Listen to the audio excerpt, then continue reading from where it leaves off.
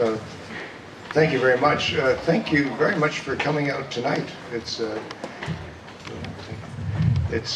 not exactly perfect weather, and so it's very kind of you to come. I try to think of how I can match Laurie's stories of food events in the last few hours internationally, and I can't. But there are some interesting developments, and while I will stick to my agenda, I would like to just say a bit about a couple of areas that we might, at least in maybe we have time, we have lots of time this evening for questions and so on, that we may want to come back to. One of them is that I think that, as you see here in Ontario, and as we hope may have happened in Washington, where it's not just the vote that's closed, but the money certainly was not closed. $27 million in the pockets of the companies to get on this resolution, and only $7 million being spent by the folks on our side. So if in fact there's a victory there for us, it's an amazing victory. It's hard to imagine that we can actually overwhelm that amount of money. But there are some developments, I guess, in governance in the UN around food that are worth at least noting. One of them was played out a few years ago, but has really been quite dramatically made clear in the last couple of weeks.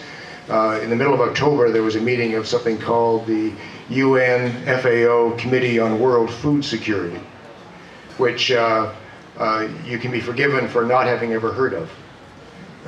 It's been around since 1974. I am embarrassed to admit that I attended its first meeting. It meets in Rome once a year, and it's a meeting of the major UN agencies that address food and agricultural problems with governments. And it has served no useful purpose whatsoever since 1974. But a few years ago, in the middle of the food crisis of 2007, 2008, suddenly it became a useful tool for all kinds of political reasons that I won't go into now, but are worth a book all by themselves. And suddenly the committee became central to the United Nations and international governmental activity around the food crisis.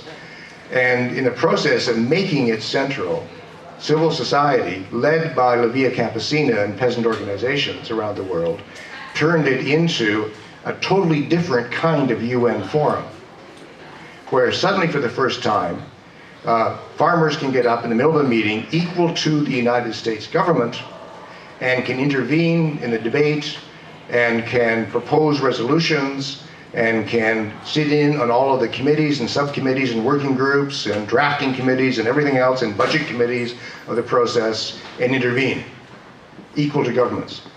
The only thing they can't do is vote, which, if you know anything about UN meetings, is that no one ever votes anyways. So no big deal. And it's all by consensus. And so, in fact, this change of structure, which took place in 2009, suddenly has created, for the food system globally, a place where indigenous peoples organizations, fishers, foresters, again, peasant organizations, as well as good old NGOs like the CETRA Group and Oxfam and ActionAid and everybody else, can all come together and actually do work together closely, very closely, to try to effect some changes on major issues like biofuels and land grabs and corporate concentration.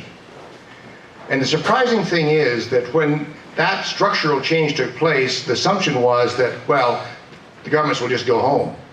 They don't want to be there. They don't want to be part of that kind of a dialogue. I mean, what's the point of that? In reality, what's happened is that over these last years since 2009, is that the forum has become intensely more important, more political, more practical as well. So that last 2 weeks ago in Rome, we had was, in fact, about 400 representatives of civil society in the room. Not as many, but almost as many from multinational corporations in the room.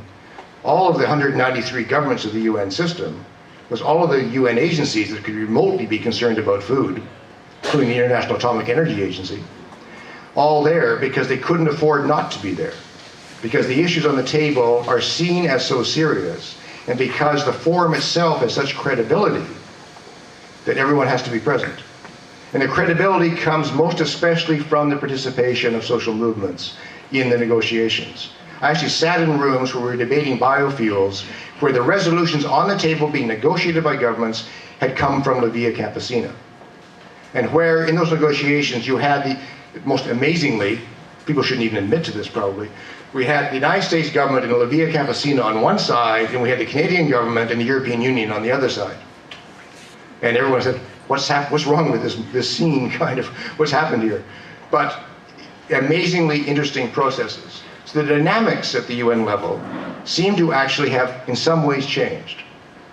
Now there's counter forces to that, there's worry about that, but, and interestingly enough, as we were involved in this process of making these changes and trying to raise again the level of food issues into a more political environment, as that was happening, we were saying to ourselves, from the civil society point of view, we need more of the multinational corporations here. They've got to be in the room. Because if they weren't in the room, if the agricultural input companies like Monsanto weren't in the room, if Nestle's and Unilever and Procter & Gamble weren't in the room, with Cargill and so on, then we wouldn't have had a political forum. We wouldn't have had the debate we need to have over the issues. And the governments wouldn't have taken it seriously.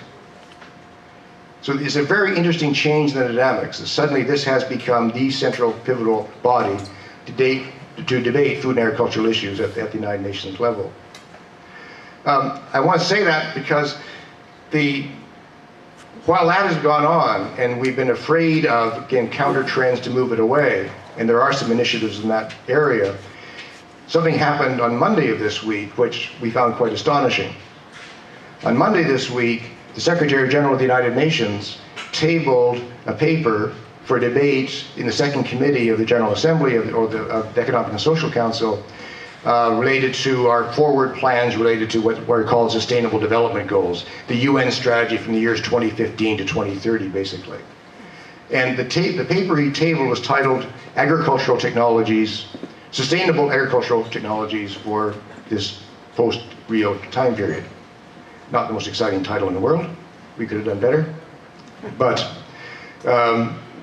what was amazing to me, and I first read the report very, very quickly, and I was expecting to see a document which really was pretty boring and probably would try to appear balanced, but in the end would come out in favor of biotechnology and in favor of public-private partnerships and all the kind of code words that mean surrendering to the multinationals.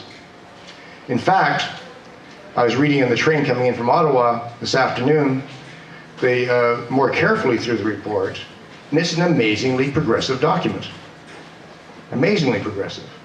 Warning against the dangers of public-private partnerships, warning against the initiatives and controls of multinational agribusiness, expressing concern about the monopolies being exercised by multinationals, and calling for agroecological strategies.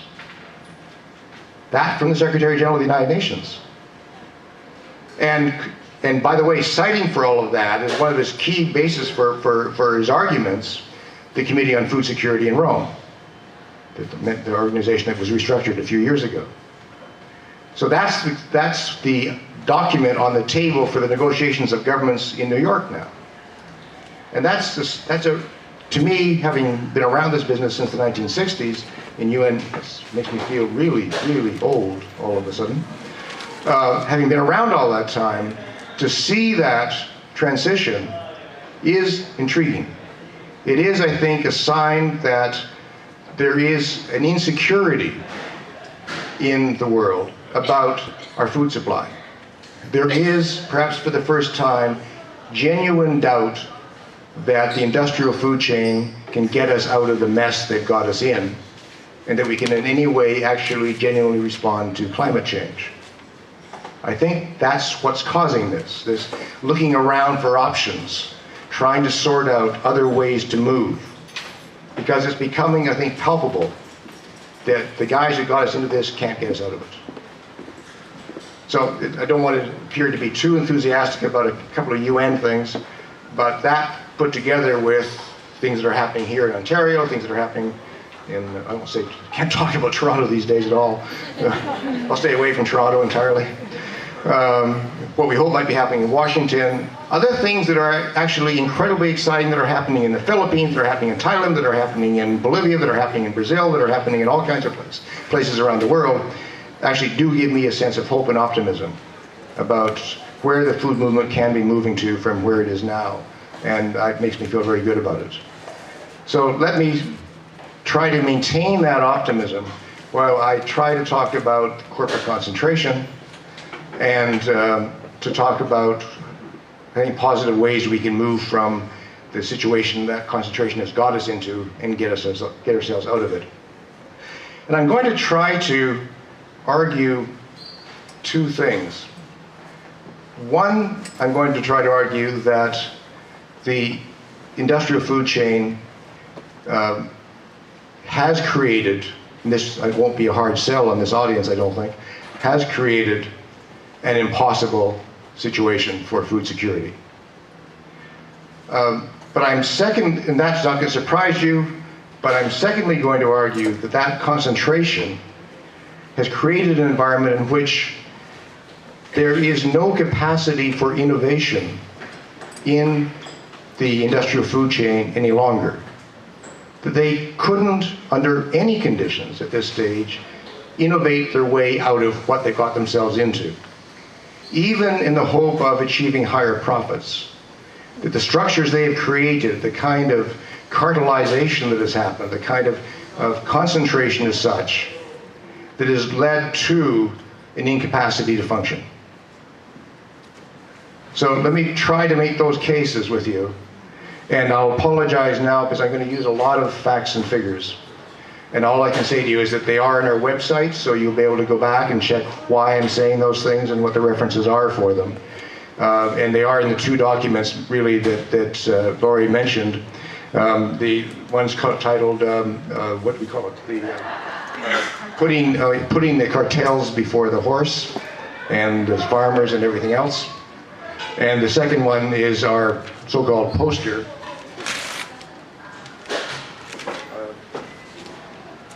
This is a poster for nerds. Food nerds. All the footnotes are in the back, and they're endless. So what we say in the front is backed up with all the references in the back of the whole thing. But someone said early on that only a Center group would come up with such a nerdy-looking poster. So let me try to make the arguments here. And this comes around, I should add to the UN dimension just a little bit, that we're on the verge of two major meetings as well, of course. One is in a few days from now in Warsaw, we'll have a meeting of the UN Climate Change Convention, which will focus more than it has in the past on agriculture. Because suddenly it's dawned on governments that really what's really going to make a mess of the world in the decades ahead is, with climate change, is agriculture. How are we going to possibly feed ourselves in a rapidly changing, chaotic environment for food production? And so that's a big item on the agenda for Warsaw in this month. But also it's going to lead into, following that, a meeting in Johannesburg of governments together with the multinationals, and we're not invited, to talk about climate smart agriculture, which is an alarming image even to think about. But where the industry will try to have a fight back as to why they think they can be the ones responding to climate change. Okay, so that's enough introductory stuff. Let me get to the arguments. And they relate to the issue of climate change in agriculture. Today, we are in a world where the food system has kind of collapsed in on itself. Peasant agriculture works with 7,000 different domesticated species of plants. 7,000. And since the 1960s, peasants have donated to the United Nations system, to international gene banks. They've donated 2.1 million unique plant varieties that they have bred themselves, of those 7,000 species, since the 1960s. That shows a huge diversity in the food system. And that's an ongoing diversity. It didn't stop Farmers continue to work with that diversity and keep on evolving new varieties every year after year after year.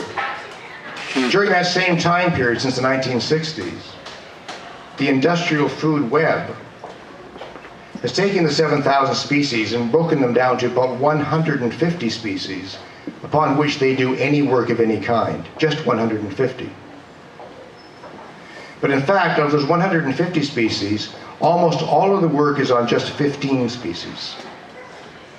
And in fact, if you really look at where the work is, the industrial food chain spends 45% of all of its research budget in agriculture on one crop, maize, corn, one crop. So all of the agricultural research of all of agribusiness, 45% of it is on one crop. So the logical question to ask is then, how are we going to survive climate change with the corporations so heavily focused on feeding cars and livestock, basically, with corn? And shouldn't we be better off trying to work with the peasant system, which is working with 7,000 species and 2.1 million plant varieties? Since the 1960s, where the farmers have had the 2.1 million plant varieties, which they've given away, the companies have patented it, or put it under other intellectual property formats, 80,000 plant varieties. So 80,000 compared to 2.1 million. Of the 80,000, 59% of those plant varieties under patent protection were ornamentals. So unless you want to argue that they should eat, let them eat chrysanthemums, this is not exactly feeding the world's hungry. 59%. So again, incredibly narrow, incredibly not creative, and having produced so little really. And so much of it's so patented as well. Then if we go on to looking at livestock, and everyone's talking about meat and dairy production and the demands of the decades ahead, with India and China demanding more meat and dairy products. Well, the peasant food system, the peasant food web, has domesticated 40 different livestock species that the scientific Western system knows about. There may well be others, but 40 species that have been identified by guys that look a lot like me in the world. And the farmers who have domesticated the 40 species are working with more than 7,000 unique breeds of those 40 species that only they have. No one else has them. Unique breeds of cows and chickens and pigs and everything else, ducks and geese and so on. At the same time, as they continue to work with those 7,000 breeds of those 40 species, the industrial food chain is working with just 5 species. You know, the cows, the chickens, the pigs, and the sheep and the goats. 5 species, and really altogether about 100 breeds. And livestock is a bit trickier than with plants, but basically 100 breeds wraps it all up. So again, who's going to get us through the problems of climate change? The ones who've narrowed it all down to 5 species and 100 varieties of those species, basically, or the peasant agricultural system. If we go on to look at fisheries, and we get still probably close to 10%, or around 10% of our food supply from fisheries in the world. If we look at that, the industrial food chain is working with precisely 363 species of marine species, and they're working with about 600 farmed fish species in the world. The peasant system at the same time, and they've overfished and done severe damage to both oceans and shorelines with that work, especially with the farm species. At the same time as that, the peasant food system, the peasant food web, is working with about 15,200 freshwater species, and we're not sure how many thousands, so it ranges from 15,000 to 23,000 marine species beyond the freshwater species. And they nurture and protect those species. So again, if we're going to respond to climate change, we need diversity. The diversity is with the peasant system. If we look at forests, the world gets a surprising amount of food still from the so-called hidden harvest of what comes from our forests and savannas around the world, roadsides and so on. They're vital to food security. If we look at our forest species, well, there's 80,000 tropical forest trees species that we know about, 80,000 that we're aware of. Of those, the peasant system in different parts of the world, in different places, seems to use almost all of them for all kinds of food purposes and non-food purposes, medicinal plants, everything else. Almost all of the 80,000. At the same time, the industrial food system, which takes $186 billion worth of profits out of the forestry sector and tropical sector every year, $186 billion. That sector is working with something like less than half of 1%. It's about 450 species that they think are important. So they plow down the rest to get to the 450 species that they want to use. So again, an incredibly narrow system. And we can go on and on looking at this in well, we've drawn in the poster about 20 different ways of seeing, well, who is really the one that's going to get us through this? How are we going to be able to adjust to this system? And who's going to help us to adjust to this system? One other thing I should add, I should have mentioned before, is that if we look at the costs of this, the cost for the industrial food chain of breeding a single new plant variety, one single new plant variety, a GM plant variety, is $136 million. Now, the average cost of breeding a non-GM plant variety commercially is closer to $1 million. So the GM varieties have got to be 136 times better than that because it's that expensive. The peasant food system, well, the cost is community cooperation. Farmers working together to share information and share seeds. So again, what an incredibly expensive system. $136 million for a single plant variety. I debated someone from the industry last weekend in Ottawa, Stuart Smythe from Saskatoon, and Stuart was saying, well, that's really all because of all the regulatory costs around GM that you environmentalists make them pay. Well, environmental costs, according to the companies, is around $20 million in regulation costs for the GM varieties, which still leaves you with $106 million, $16 million to explain. So it's hugely expensive. Now, when you put all that together, you can say, well, yes, it's true then.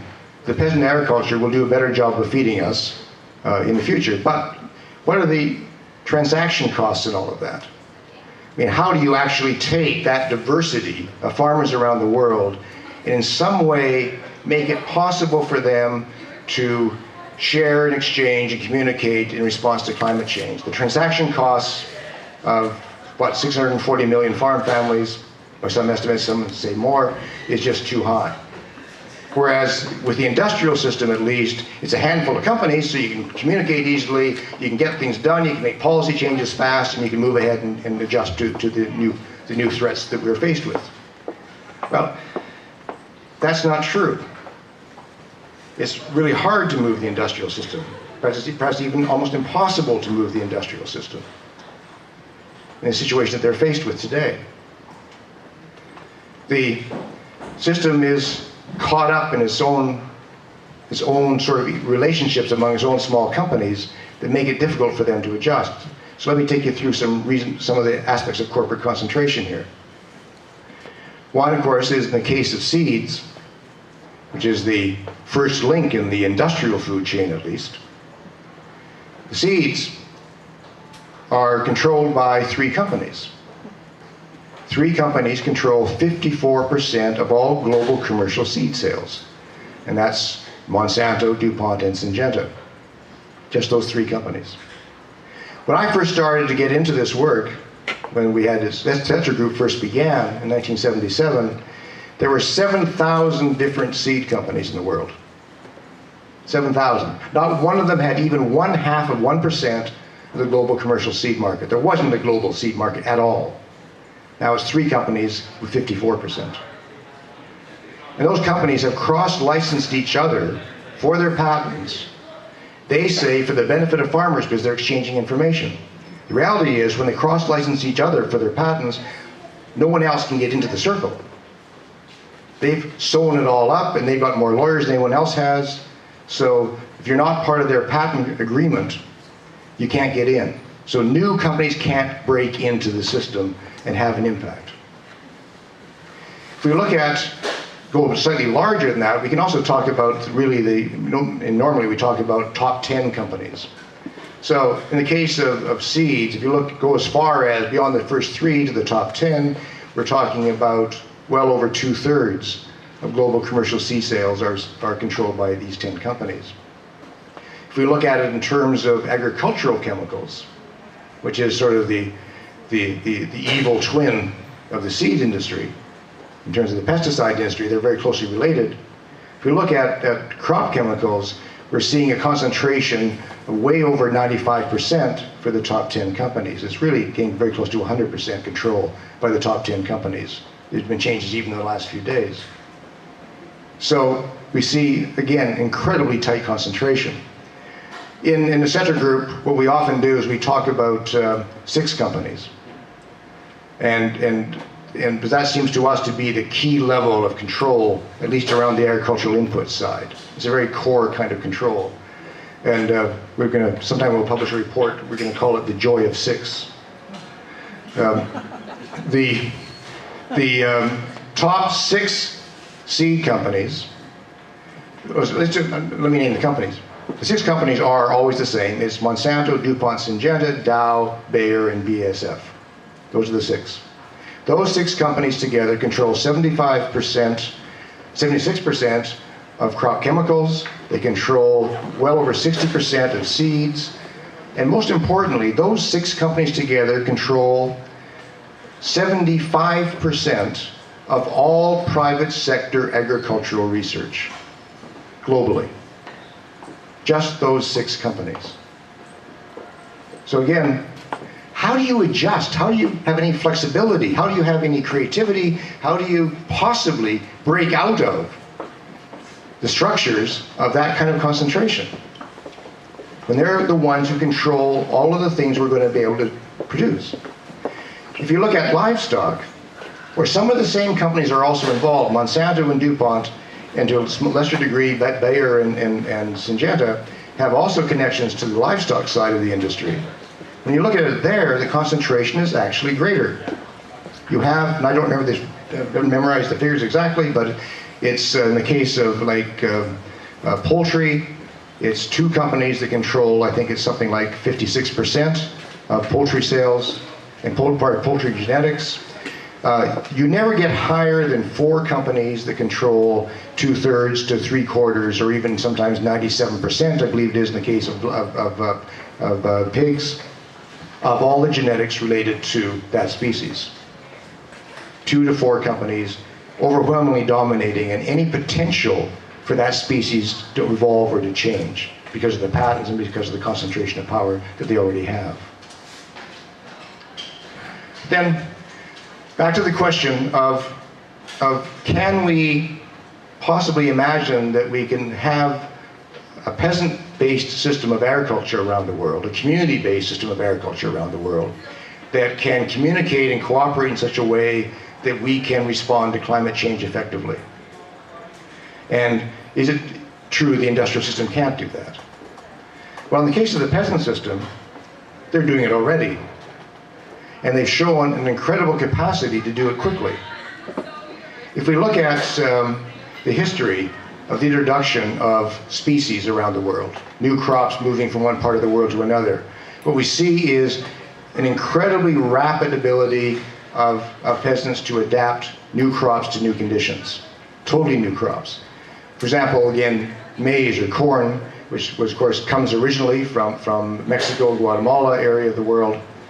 And maize came across to Africa in 3 different directions in a very short period of time. It came through the Portuguese slavers into the south of Africa. It came from the Arabs in the east of Africa, and it came across the Mediterranean as well in the course of literally a few decades. In the course of 1 century, an entirely new crop, maize, spread throughout all of Africa. And it did so without modern transportation or modern communications of any kind. Farmers simply saw a crop they thought was useful, took it and adapted it.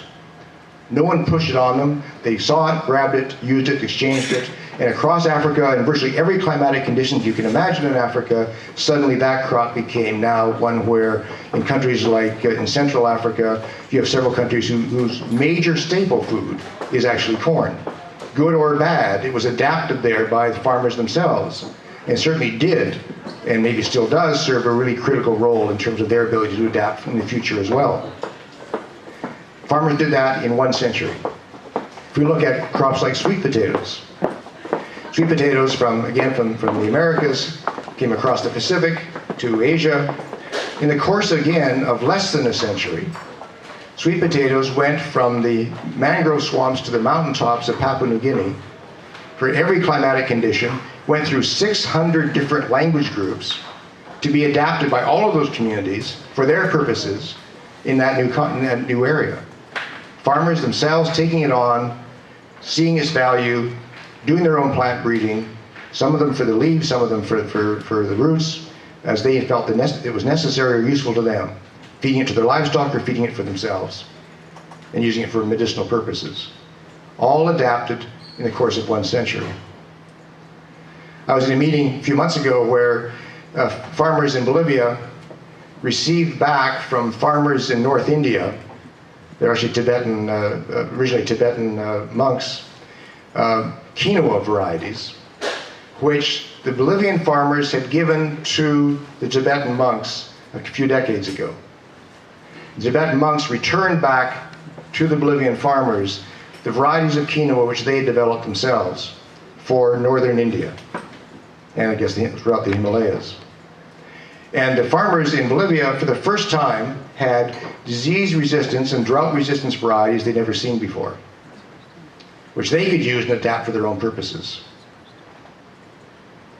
In other words, it is entirely possible in today's communication systems, and today with an organization like Via Campesina, which coordinates the work of peasant agriculture around the world, it's entirely possible to take the 2.1 million plant varieties of the 7,000 different species and share and exchange information about the pests and the diseases that they're facing, for the climatic conditions that they're facing, and be able to say, hey, we need to adjust to this. We need your varieties over here, or can you give us advice on that disease? Or how can we try this to experiment to see what we can do?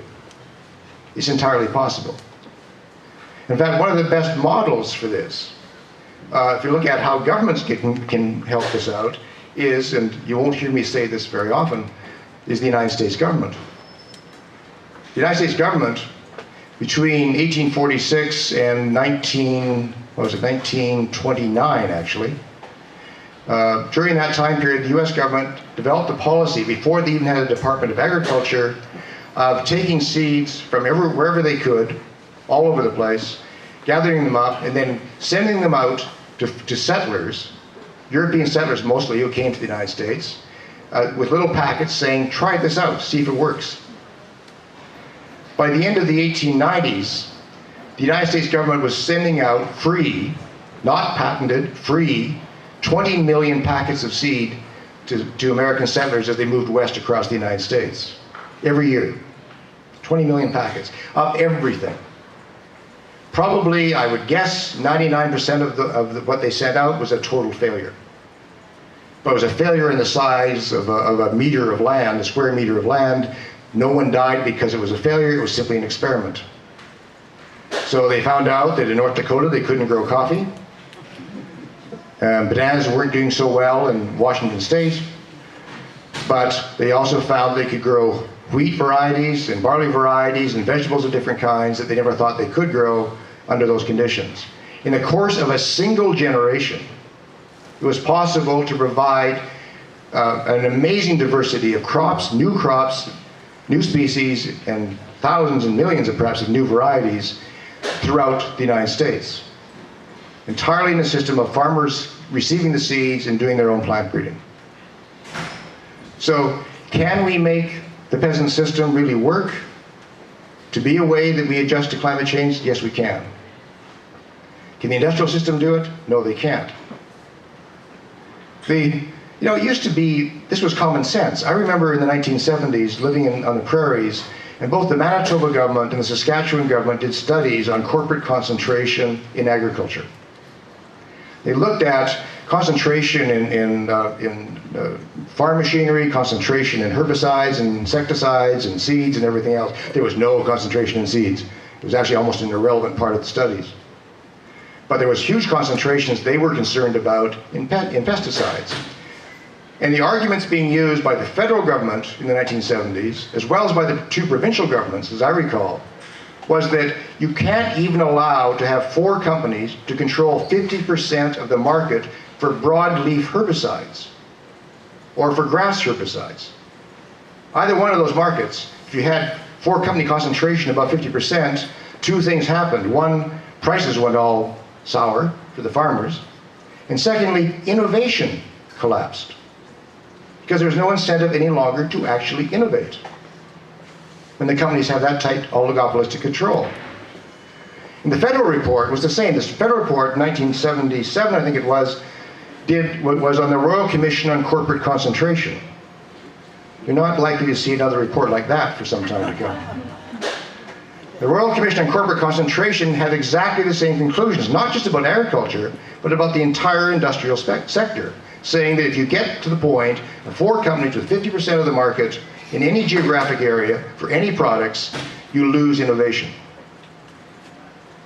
Well, that's where we are, folks. 4% and 4 companies and 50% looks pretty good in some cases. So if we want to get from where we are, we've got to break up that structure. We can't allow something which would have been absolutely unheard of in the 1970s, where we would say that we can allow the pesticide companies to buy the seed companies. So it can be one tightly controlled oligopoly over agricultural inputs, where 6 companies again dominate everything. We can't allow that to happen. And look what has been happening. If we look at the last few years, and look and we don't have to just focus here on agriculture.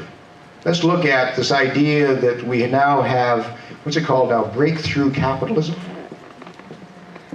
That suddenly we have this new spirit of social entrepreneurship, and this marvelous new spirit of enlightened CEOs and sustainability officers and vice presidents for sustainability of X multinational corporation, who are all now sensitive to these issues and are all now saying that they can adjust to these issues of climate change and so on. They can take on the tasks of social responsibility. Well, let's see where they are with that. I mean, we've seen an amazing decline since the 1990s, the beginning of the 1990s, in startup companies. We now have 1/3 fewer startup companies than we had 10 years ago on an annual basis.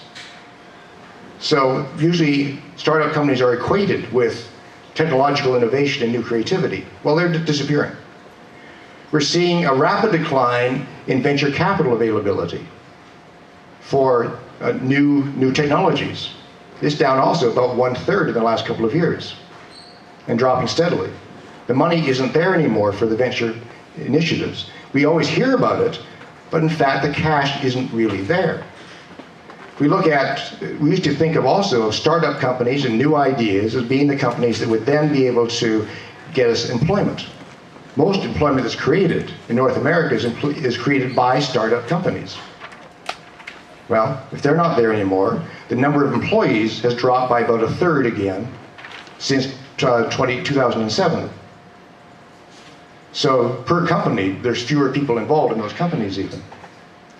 The venture capital funds are dried up, the companies aren't showing up, and the innovations aren't there. Why is that?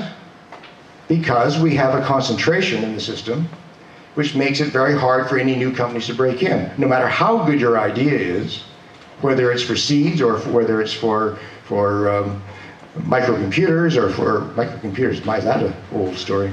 Tablets or whatever, you can't break in because of the actual concentration in patents.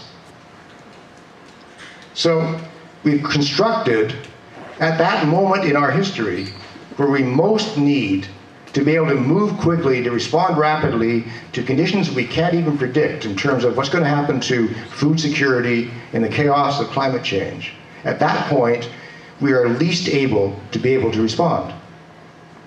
The industrial system can't possibly get us there.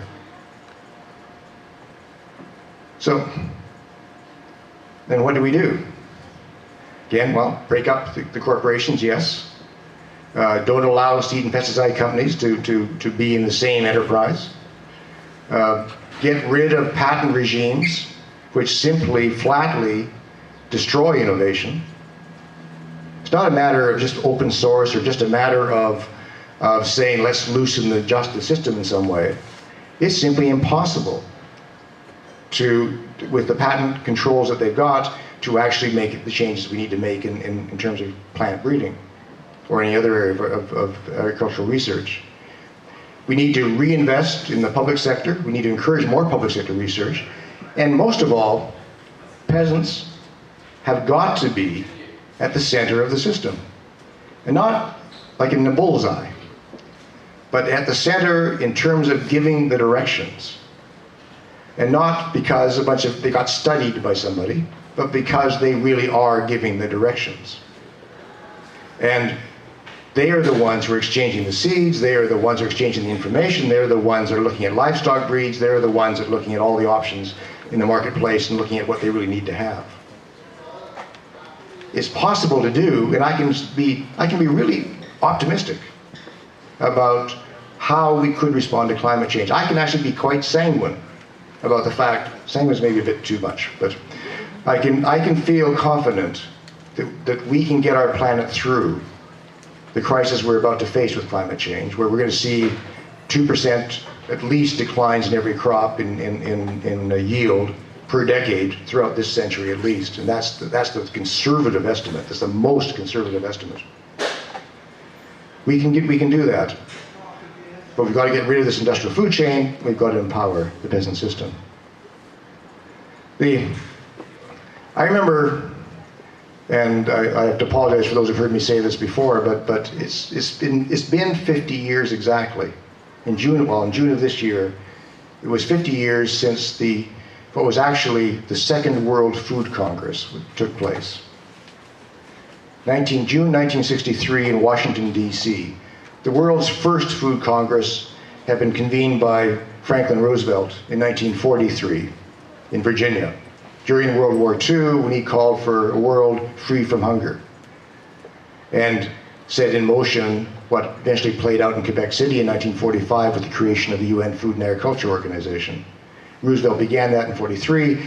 Kennedy, in 1963, reconvened through the UN again, the World Food Congress. And I was in high school at that time, and watching it all on television news at night. And all I remember of that Congress was John Kennedy saying, we have the means, we have the capacity to wipe hunger and poverty from the fate of the earth in our lifetime. We need only the will. Well, that didn't happen. 10 years later, I was in Rome. 11 years later, I was in Rome at the World Food Conference of 1974, and I heard Henry Kissinger come to the conference and say, within 10 years, no child will go to bed hungry. Well, that didn't happen either. And in 1996, I remember being at the World Food Summit in Rome, where governments pledged that within, what did they say, by 2015, we would eliminate at least half of the hunger on the planet. Well, that's not going to happen either. And when they met again in 2002 in Rome, they said, well, we'll do our best, which is a bit more honest at least. Well, what we've learned since Kennedy's speech in 1963 is that we don't have the will, we don't have the capacity.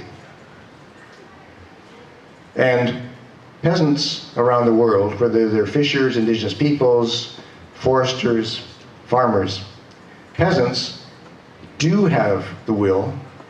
Peasants do have the capacity. They just need the means, which means getting off their back and giving them the regulatory systems they require to do the job. And then the problem is solvable. Thanks very much, and I'll try to answer your question.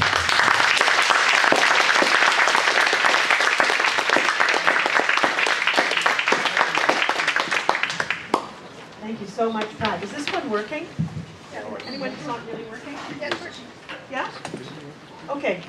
So we have plenty of time for questions. I'm sure that you do have a number of questions, a lot of startling information, but a little bit of hope at the end as well, which is nice. So if anyone has a question, I'll bring the microphone over because it would be great to be able to hear it, or else just shout it out really loudly. Do we have some questions in the audience? First of all, thank you very much for a very inspiring evening. Is the problem of fuel and corn as big as it was before, and how do you see that into the future? The food of fuel. Yeah, it is. It's got to be perhaps the most embarrassing single issue that's facing UN negotiations these days. And Canada's played one of the most despicable roles in those negotiations. It was one of the key topics, in fact, in the Committee on World Food Security I mentioned at the beginning of my talk.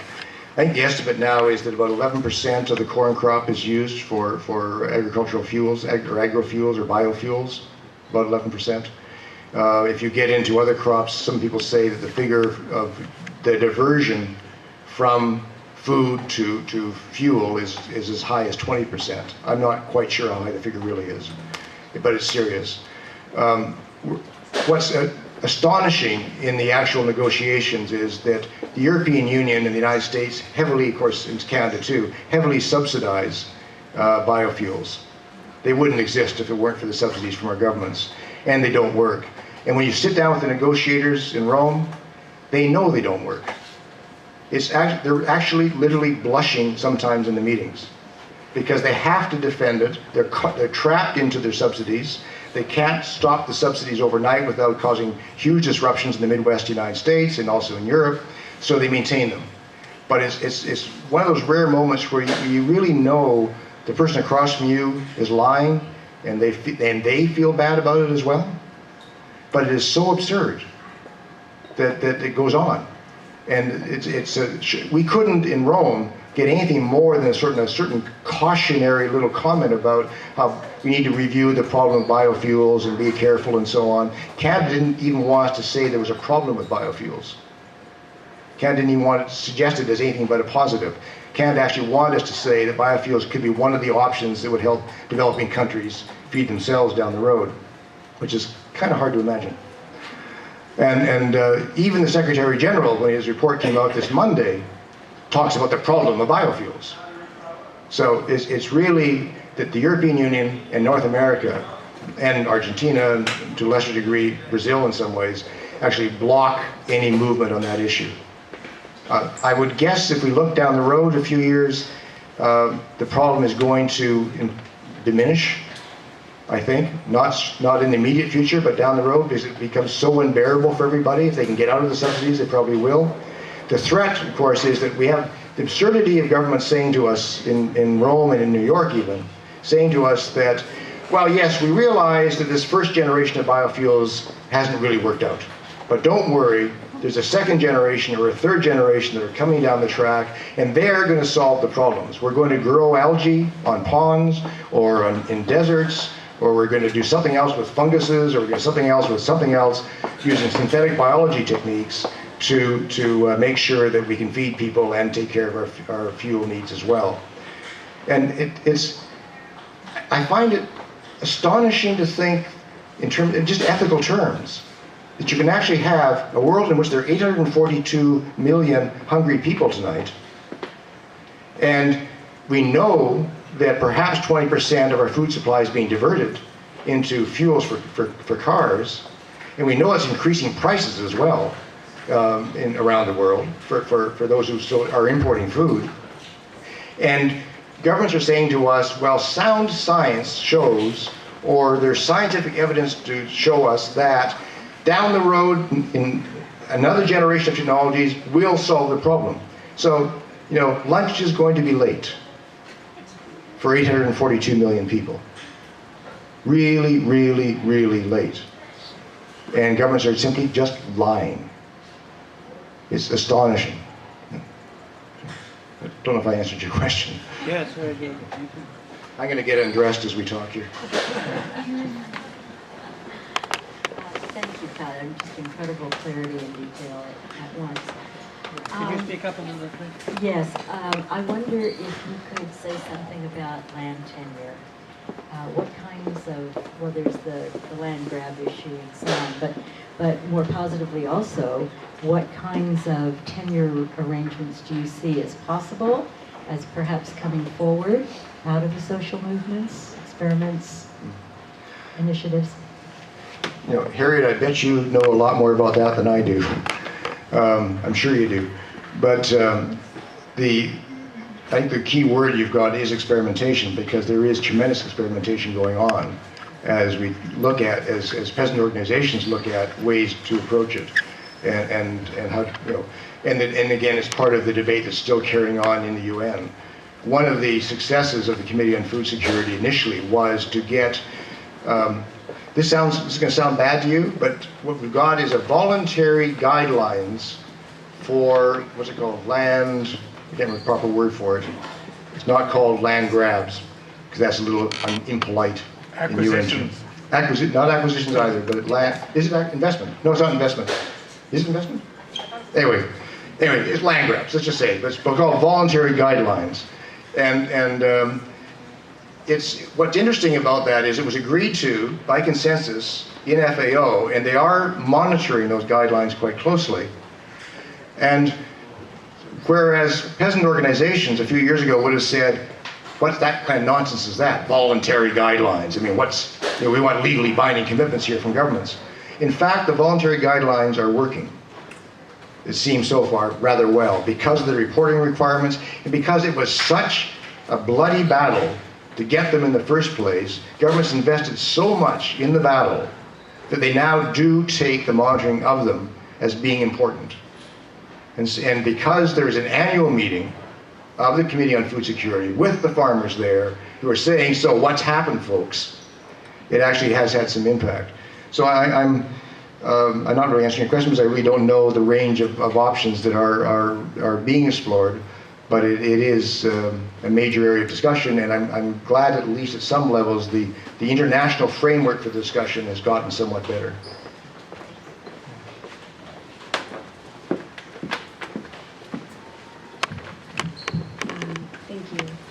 Do you see a relationship or a link between the expansion of corporate concentration on the one hand and the expansion or growth of social movement, mobilization, and globalization on the other? And if so, what is that link or that relationship? What does it look like? That's an absolutely fascinating question, and I'm not sure what the answer is. I do think it's clear that the clear and present danger of the multinationals taking over our food supply has ignited passion around the world, that's for sure. Monsanto especially has done it all by its lonesome. I think it's done more to galvanize food movements than anybody else. But I think it's also been information systems that have made it easier. We all talk to each other more easily. Over the decades, it's got so that everybody knows everybody in a strange kind of way. Maybe this is the good news and the bad news. There's so few of us that we can know each other. That there is a really healthy dialogue that takes place in civil society, so that when we meet, there's a now especially since, and I guess the credit here should go to Via Campesina. There's a high credibility for Via Campesina. So even though these are peasant organizations who have come from the field to participate in negotiations, and you at the same time as they're there, you have Oxfam International, which is not exactly small, and ActionAid and Greenpeace and Friends of the Earth and so on are also in the room, and they step back and the social movements speak first, and they take the lead, and the other groups fall in behind in support. And that comes from years of people talking to each other and experience and understanding the importance of social movements in the process. So how that's been built up is, I think, of its own. And to have the threat to our food supply, the huge threat to our food supply coming from the companies, certainly galvanizes it. I'm not sure I really did answer your question either, but if you want me to elaborate or you want to come back. You can talk more another time. Okay. It's a big question. Yeah. Thanks very much for your talk. I guess I had a question about some of the solutions you were proposing. They seemed a lot to be regulatory in nature. Some of the things about, separating seed and chemical companies, or preventing the corporate concentrations from intensifying. And yet at the same time, we're recognizing that with respect to subsidies, at least, the governments are lying to us. So how do we reconcile the role of the government as both kind of savior and devil at the same time? I'm sorry if I came across as really pushing the regulatory angles. They are part of it. But if I had to pick, I would say the most important thing is what's happening in social movements and at community levels around the world. That's by far the most important thing. And that seed exchanges, for example, among farmers' organizations, and breed exchanges, and information exchanges among farmers' organizations, regardless of what the multinationals do, regardless of what the corporations or what the governments do, regardless of the United Nations, is the most important thing. If we can actually achieve an environment where those exchanges, where there's a free flow of knowledge and experience and ideas and materials between peasant movements around the world, I think that we will all eat okay in the decades ahead. And that's regardless of anything else. And I think that's what's going to happen, because I really don't believe the governments are going to do everything we want them to do, and I don't believe that the UN will do that. Certainly the corporations won't. So I really push that sort of civil disobedience, perhaps, approach to respond to these issues more than regulation. But I would still also then argue that we do need to demand of our governments that they do what antitrust and anti-combines legislation says they should do, which is break up monopolies. And we should be intense about that. We shouldn't let them off the hook. So I don't have any much faith in governments than you do probably, but I want that still to be part of the battle.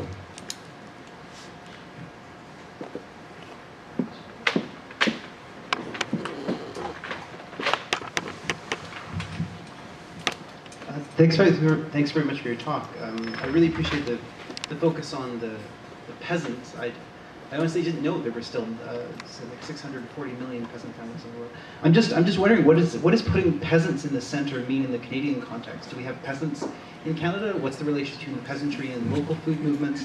And kind of related to that, do we need to reverse the flow of farmers? So my understanding is since the Second World War, there's been a massive flow of people working on farms in Canada into cities. Is that something that we'll have to reverse to bring this around? I'm glad you raised that, because I didn't clarify what I meant when I used the word peasants very well at all. To me, the word peasant applies to urban gardeners, peri-urban gardeners and farmers. It involves pastoralists. There's 190 million nomadic pastoralists in the world. It involves fishers. It involves hunters and gatherers. It involves what we think of as typical smallholder farmers. All of those are peasants. Many of them move back and forth, especially in the south, but even in the north, between their urban environment and their rural environment, depending on the time of year, depending upon employment opportunities, or depending on food needs. So it's a very fluid group often, what we call peasants. But I guess it's those who are attached to their land and to their cultures, in my mind. That's how I see them. And I think over history we've seen movements of peasants back and forth from urban to rural environments many times. So we're in that process of historical changes hasn't stopped. It still can continue.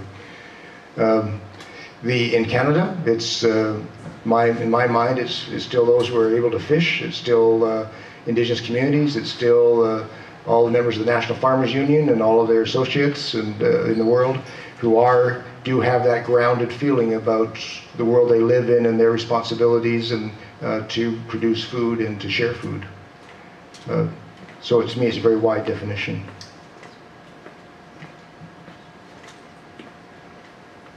It's probably just about everybody in this room as well. Any other questions? Could I? Did you want to add something to that? I actually wanted to add something that I hadn't mentioned, which was I got sidetracked over some of the peasant production figures. And I wanted to give some other figures if I could. Can I take a minute to do that? Yeah. Is that all right? Okay. The bottom line in looking at the industrial food chain versus the peasant food web is so what's produced at the end of the day? And by our analysis, if you look at all the resources going into agriculture globally and what comes out, then it's clear that about 70% of the food that human beings eat and need on this planet comes from the peasant system. And it comes with only 30% of the resources, in terms of water resources, in terms of land resources and everything else. Only 30%. So with 30% of the resources, peasants give us 70% of what this planet actually consumes that they require. And I need to elaborate on that in a second. But on the other side then, the opposite is true. That for the industrial food chain, they're using up 70% of the resources, energy resources, fossil fuels, and so on, water resources. 70% of the resources, and they're only giving us 30% of the food we need. So we talk about efficiencies in the system, or flexibilities in the system. Again, it goes back to the peasant side of that. When I use those figures again, I'm talking about fish, I'm talking about hunting and gathering, I'm talking about urban gardening and everything, and I'm talking about land farming as well. It's all of that when I come to the 70% figure in terms of the food. What's often not calculated though, when we look at who's producing what, is the amount of waste in the industrial side. And the waste is phenomenal. There's waste in both sides, but they're a very different kind of waste and they have different results. In the case of the industrial food chain, the waste is also in the common figure everybody uses is between 33% and 40% of the food produced is wasted. That's from the field, in the field, and being thrown out in the house because it's gone bad in the fridge, or not even gone bad, it's just thrown out anyways. That's 33 to 40%. It doesn't take into account that each of us in Canada consumes about an extra meal a day than we need. So it's massive overconsumption as well, 800 calories per day per person that we don't need. So that's waste. In fact, it's not just waste in terms of lost resources from the industrial food chain, but of course it's a cost. The grocery bill in the world is around $7 trillion a year. It's gone up to over $8 trillion sometimes, but usually somewhere around $7.5 trillion a year. FAO estimates that the cost of overconsumption of foods, is $3.4 trillion per year. So that is a cost of the industrial food chain on us. It's played out in health costs and lost livelihoods and everything else for all of us. In other words, almost half of our grocery bill is paid again in other ways because of the failures of the industrial food chain. So that's going to be part of our calculation of the damages that are being done. Then if we look at, yes, there is waste in the peasant system. Some people say it's as high as, again, 33 to 40%. What? It's as high as, in the peasant system, it's as high as 33 to 40%. What we do know is that on a per capita basis, it is actually 1/10 of the industrial food chain. And most of the waste in the peasant system is plowed back onto the land as to help for manures and so on for the crops, or at least waste that can be used to improve soil production. So it's a different kind. So when we look at these figures again, it's not just looking at the overconsumption and the damage it costs, and it's looking at the health bill around that as well as the waste. So just to, I'd forgotten I hadn't actually come up with those figures. There's a lot of other figures around waste and processing as well, but that's probably enough for now. We have a question at the back. I can't get the microphone to you, so if you could just speak up really loudly, that'd be great. I was wondering your opinion on flaxseed biofuel. Do you have any? Flaxseed biofuel? Flaxseed biofuels? I'm opposed to all forms of biofuels at this stage. I don't see, it seems to me it gets metaphysical to think that we can actually convert existing food crops or flax or cotton or anything else into fuels that will cause damage to the food chain. Whether it's flax or it's cotton, the knock-on effects of commodity prices and then the cost of importing because of that. For example, Central America, I think Tim Wise has done some really, where's Tim at? He's at Rutgers. Tim Wise has done some really interesting work showing the import costs for Central American countries because of the increased prices caused by biofuels. So I'm not more sympathetic to flax than I am anything else. Another question here. Yeah, I've been thinking a lot about. Speak up. Yeah, I've been thinking a lot lately about beer and the brewing industry, and it's a similar story to agriculture in that in America or in Canada, four companies control the majority of the market, over 75% of the market.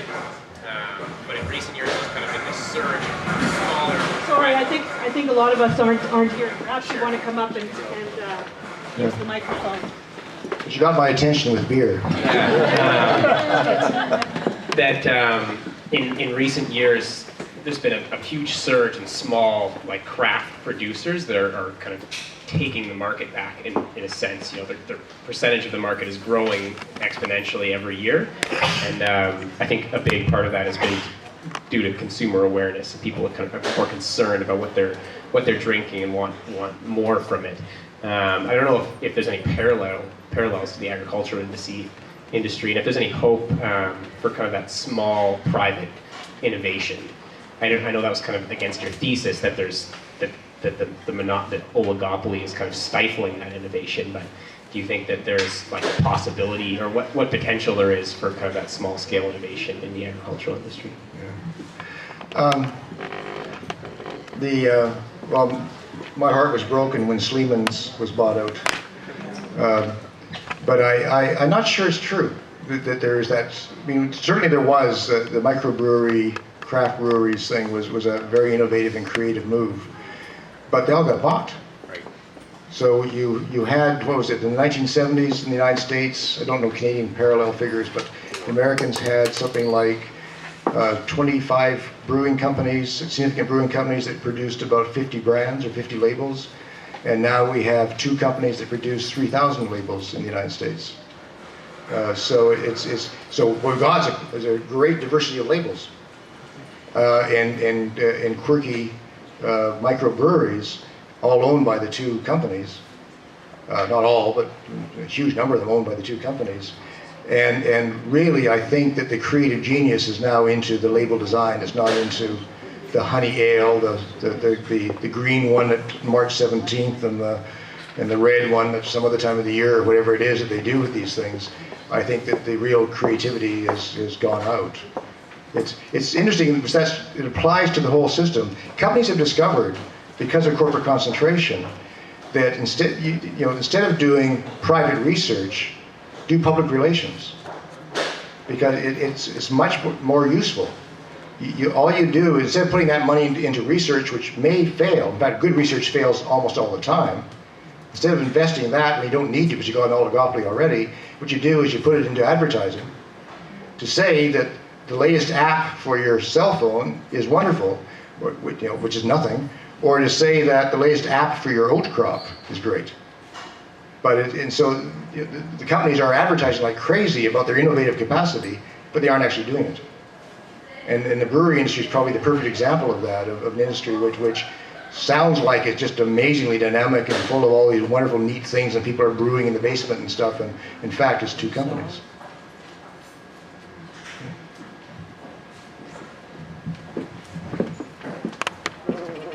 I heard recently that in the States there's a no-fly zone over large industrial farms.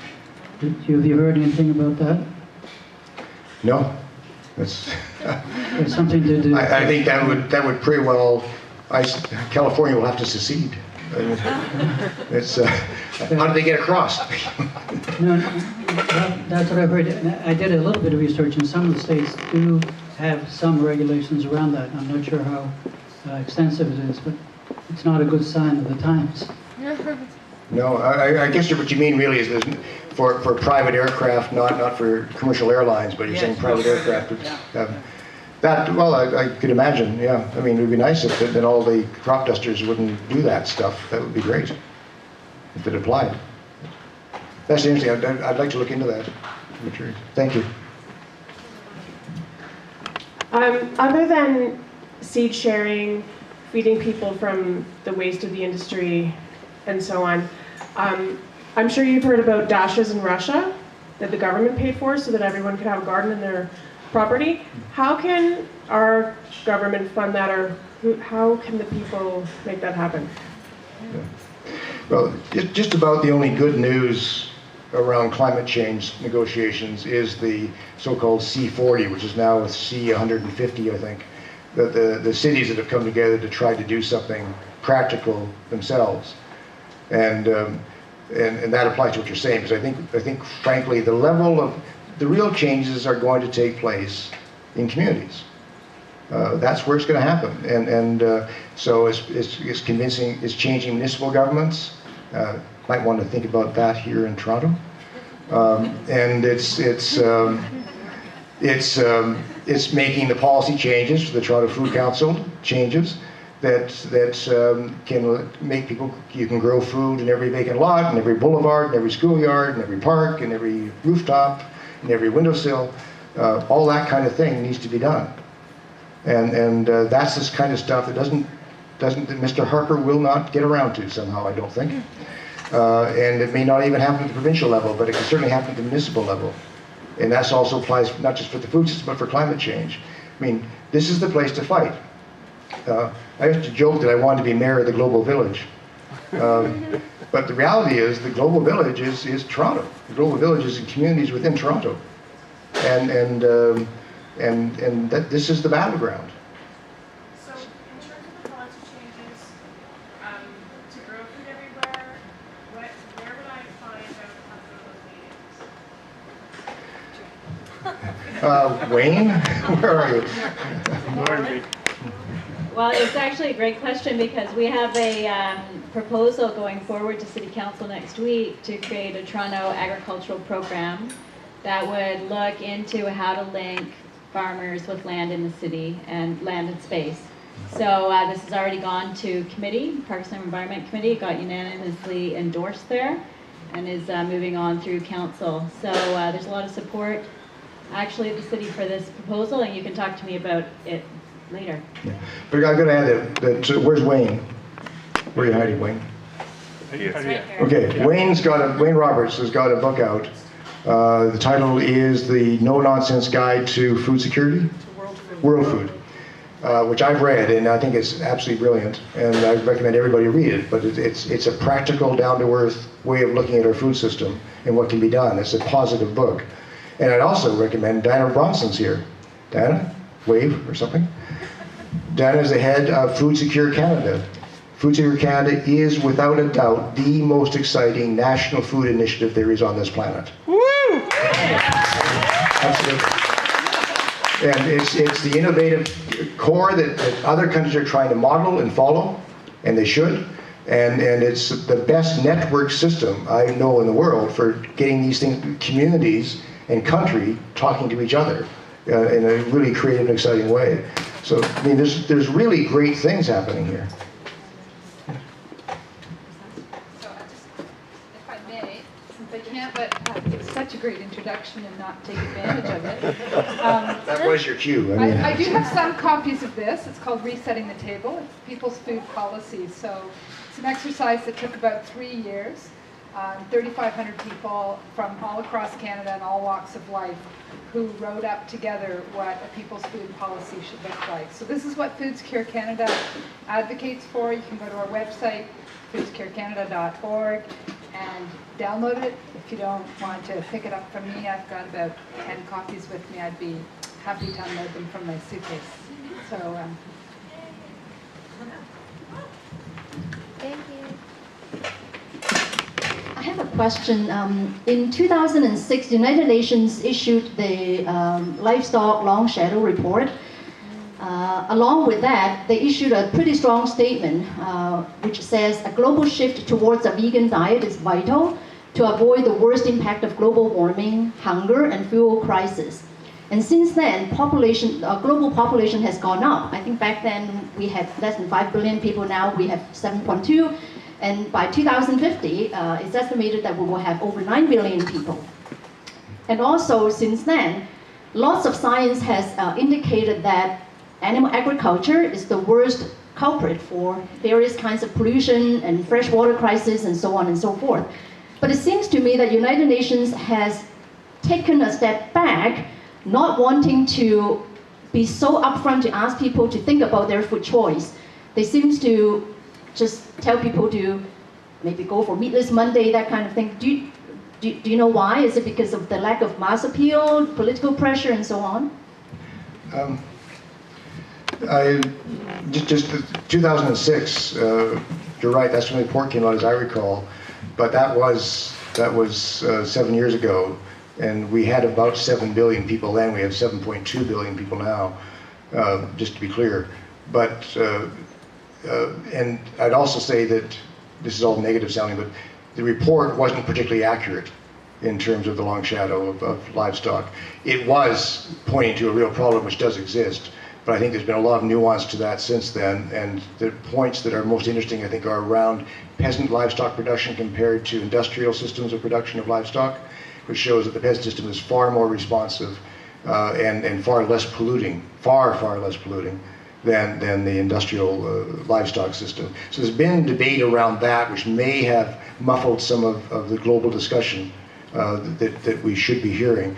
The Secretary General's report this week does come back to the need to be tough on the idea that we have to have meat and dairy production for the whole world. There's been this assumption that we're going to have a 50% increase in the requirements for meat and dairy production between now and 2050, and demand. And that simply is nonsense. You're absolutely right that that's nonsense, and it really has to be challenged. There's I think what I was going to say about I think what has been said, and this was very clearly said last year during the Rio Earth Summit, the Rio Plus 20 conference, there's a lot of attention put on the demands being made by livestock. And the figures that came out, I think, from UNEP and from other UN agencies were very strong, calling for a move towards vegetarianism. And the figures I remember that really shook me were that 78% of agricultural land is used for livestock globally. 78%. And 80% of fertilizers, commercial fertilizers, are used for animal feeds. So what, and then of course if you look beyond that, if you look at the fertilizers, you find that something like 45% of all of the fertilizer that's used is wasted entirely. It just runs off and causes environmental damage. It doesn't serve any purpose at all. It's vastly overconsumed as well, of course. Vastly overconsumed, not just in fertilizers. And it's just a tremendous drain on our system to think that we should have that kind of level of meat production for the planet. We could literally feed, if the industrialized countries alone, just us, the 1.2 billion people in industrialized countries, became vegetarians, we would be able to feed another 711 million people today. There's 842 million people that are thought to be, according to FAO, malnourished. I'd say it's more like 2 billion, but still, by their figures, 711 million just if we cut back on our meat production in North America. If we cut back our meat production in industrialized countries to the level where it was safe for us, not to be vegetarians, just to the level of where we're not causing damage to our bodies, which means basically cutting it in half from our daily intake of meat, then we would still be able to feed over 400 million people. I think it's 425 million people, just from industrialized countries. So it's absolutely nuts that we would even think that we're going to try to move towards that level of meat and dairy production in the world. We simply cannot do that. So I really do agree with you that there should be more about that. There's been really, really excellent work that's been done by the Heinrich Boll Foundation in Germany. There's a report called the Meat Atlas. It's in English, and I'd highly recommend it. Also, some great work that's been done by I think it was Friends of the Earth in the UK as well on the damage being done by meat production around the world.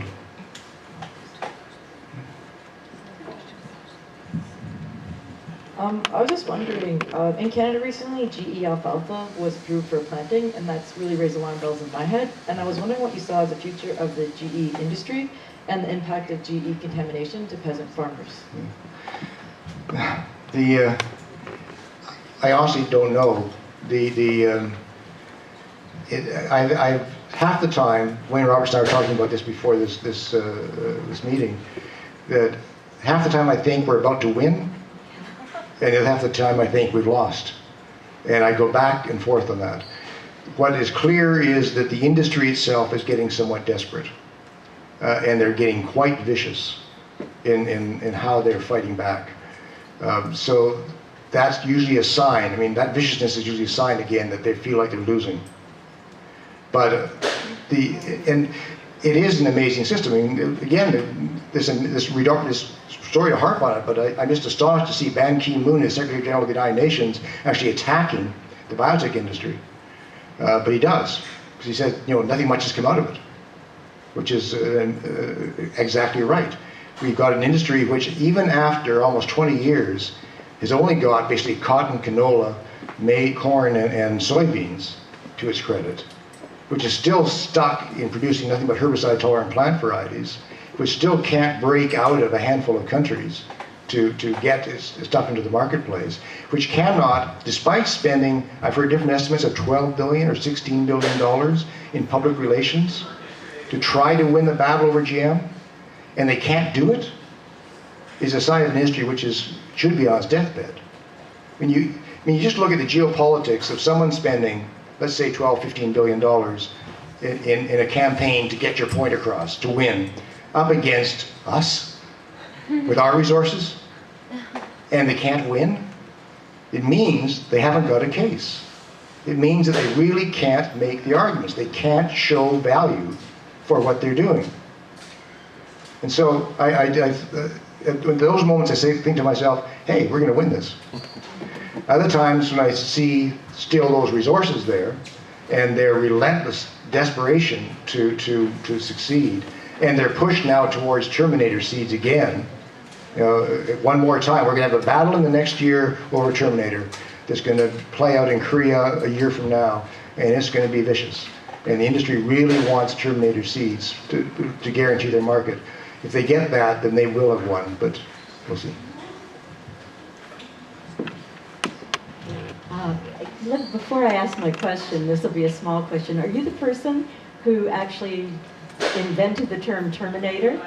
That was a discursive triumph, I think. Well, I think Arnold Schwarzenegger beat me too. Very good. No, it was very good, because they call him something Gert or, things that sound just kind of cute. The question has to do, following up on the biotech and the GM thing. Right now, vitamin D rice is the, vitamin A rice is the poster child. Of course, it was developed in the public sector. It was like, it's crazy in a lot of ways.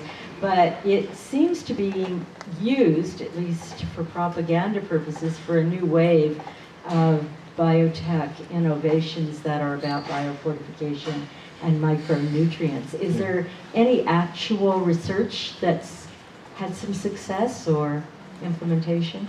Sure. I was with Dit Pellegrina a few days ago, who is probably the world's expert right now on golden rice, as it's called. She works as Greenpeace organizer for agriculture in Asia, and I realize how much I don't know about this issue. So let me just tell you what I think I understand here. first of all, of course, the rice that's been developed, the golden rice that's been developed, is now being trialed in the Philippines, is Oryza japonica. So it's really rice that's used for places like Korea and Japan and I guess parts of China, where the demand for vitamin A rice is kind of zero. They're trying to move it into Oryza indica, so it could be used in South and Southeast Asia, but they haven't done that yet. So that where they say there would be a value to it to solve the problems of blindness for children and so on, it ain't there yet. And this is a technology that's been alive and functioning for more than 20 years now, since I think 93 or 1994. I mean, before we had the other GM crops in the field, they'd made the crosses. So it's really moving amazingly slowly. There's a resistance to it being grown in South and Southeast Asia in large measure because they have just wonderful rice there already. And they don't want to see contamination of jasmine rice and basmati rice and so on in Thailand and in India and Bangladesh and so on because of that. So it's a complicated question. My guess is it's going nowhere fast for some time to come. But I could be wrong. They may push it anyways. Its value, it's absurd in a way. I mean, certainly at this point, if you look back on it and you say, would you really spend, was it now, $29 million? I may be wrong on that figure. Don't hold me to that figure. In development of golden rice, isn't that kind of crazy? You could have done so much more in terms of getting vitamin A vegetables to kids around the world than what they're doing. There's so many other ways to solve the problems of vitamin A deficiencies. Why are we spending it on that, which has yet to yield anything, has yet to solve any problems? And of course, the last time I really looked at it was to actually give a child enough golden rice to meet their vitamin A requirements meant they had to eat about 8 kilos of rice a day, which means that kids might not be blind, they'll be able to see the blackboard, but they won't be able to see their feet. But I think they've made some improvements in that area. But can I just add one thing here? One of the arguments against GM, I think, is quite interesting is, if you look at who the proponents, especially of golden rice, have been, Gordon Conway was the president of the Rockefeller Foundation, spent $90 million of Rockefeller money on not just golden rice, but on GM crops, wrote the book, The Double Green Revolution, just wildly enthusiastic about GM crops, wildly enthusiastic about them as a solution to world hunger. Gordon Conway continuously still says, and every time I see him he says it again, that, well, there's nothing out there of any value now, but maybe in 10 years or so. He's been saying that since the first time I talked to him about it in 1998. So it keeps on moving. Gary Tennyson, who was the scientist at the Rockefeller Foundation who took the lead on golden rice, says bluntly that this is a technology that's going to go absolutely nowhere because the industry has destroyed it. He loves the technology, but he says that because of the structure of the industry, it will never yield any benefits to poor people. And he's an enthusiast. Then you've got, what's his name, Sam Dryden, who is the head of the Gates Foundation's agricultural program. Sam Dryden is independently a multimillionaire because he sold off 2 biotech companies, one to Monsanto years ago. Sam Dryden, when he took over the agricultural initiative of the Gates Foundation, cut back the GM expenditures from, I can't remember what it was, I think it was a very high percentage at least. The majority of their money was going into GM crops, down to 3%. He says that's the residues that he inherited. Because even though Sam Dryden likes biotech, he can't see how to make it useful. It just isn't working for poor people. And so he's even giving up on it. So when you look at that kind of experience from those enthusiasts for the technology, I think that goes back to the earlier question, who's winning? Maybe we are winning. You know? Hard to believe, but maybe it's true.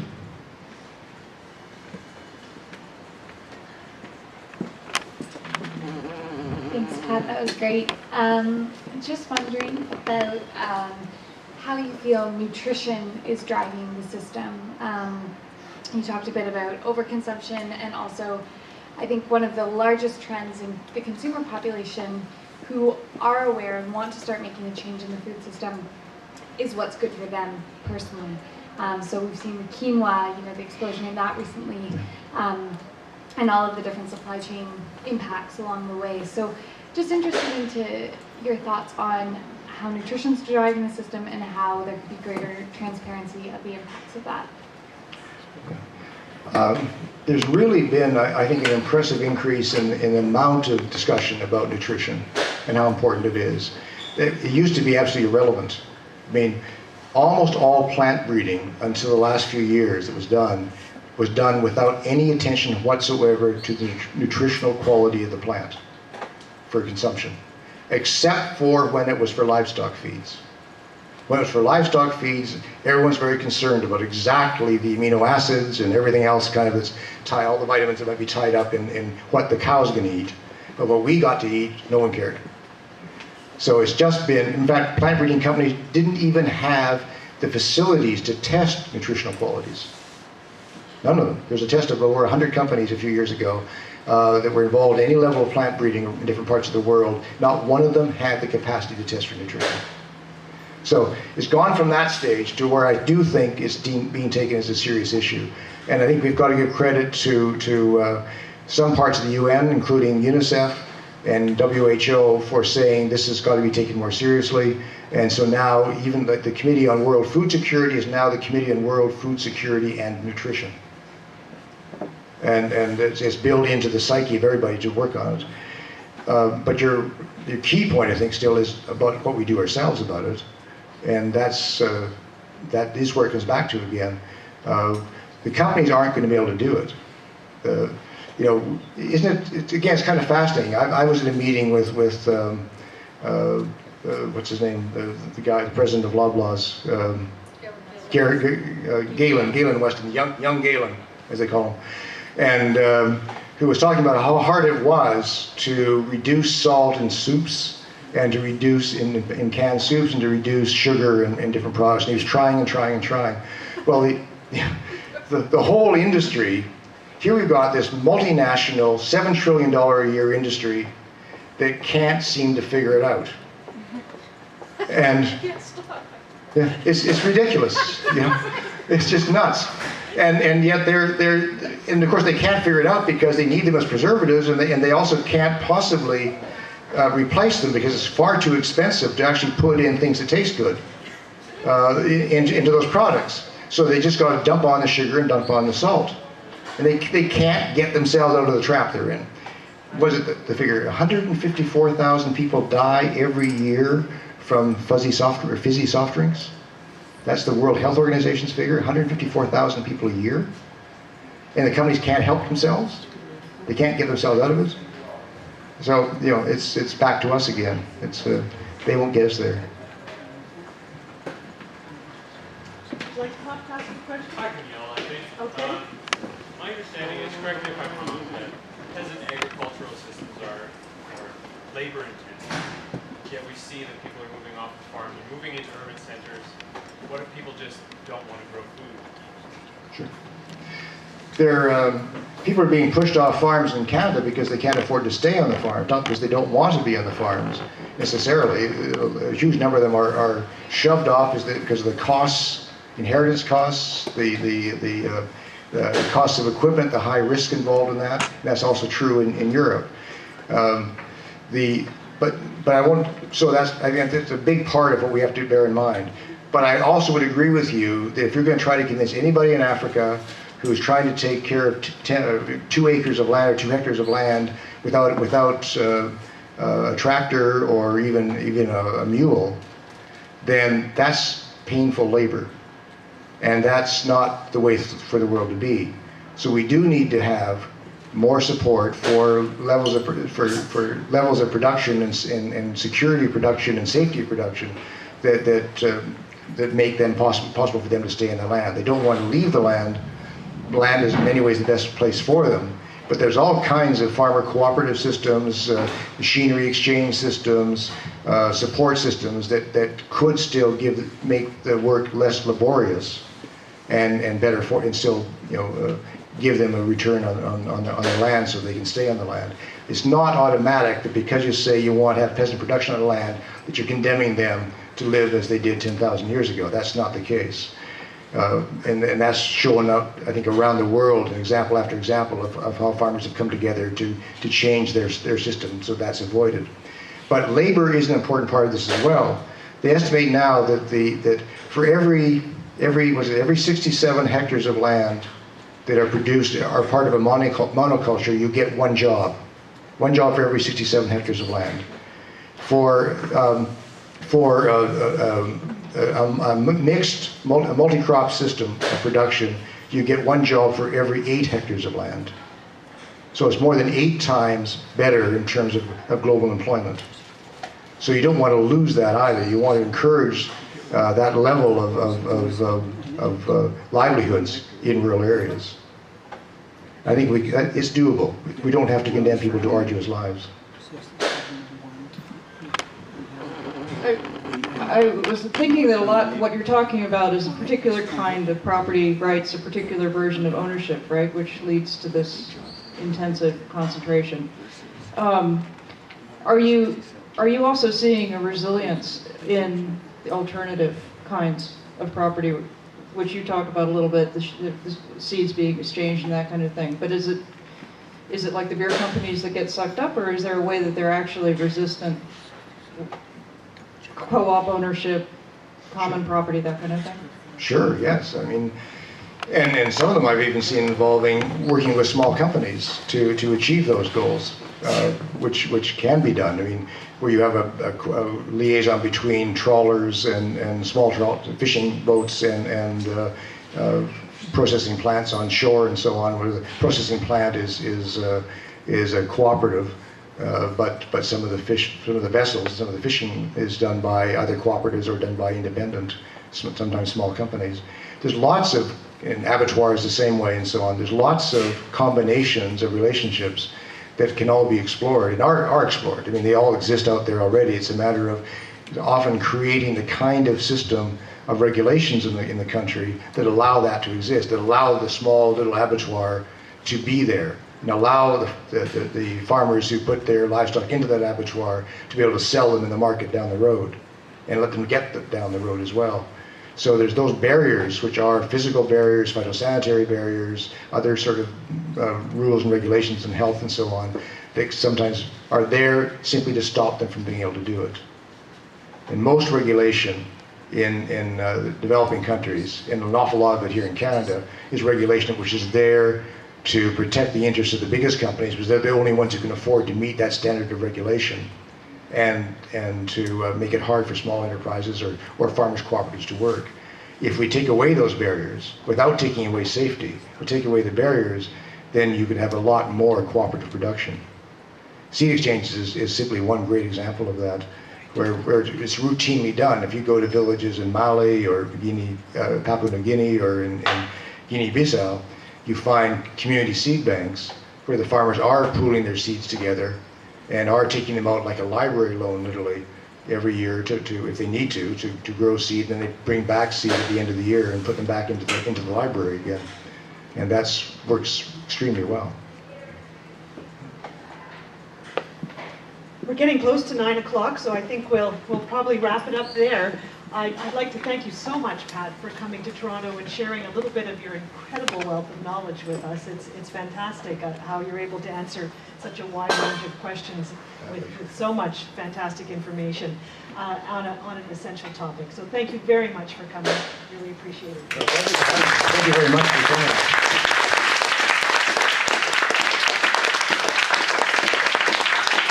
And I'd like you all to invite you all to stay on a little longer. We still have some food and coffee and that sort of thing, and I know that Diana has some copies of Resetting the Table here as well, if you'd like to speak with her. So thank you all very much for coming, and please do stay to learn a little bit more about what's happening in the community and to enjoy yourselves.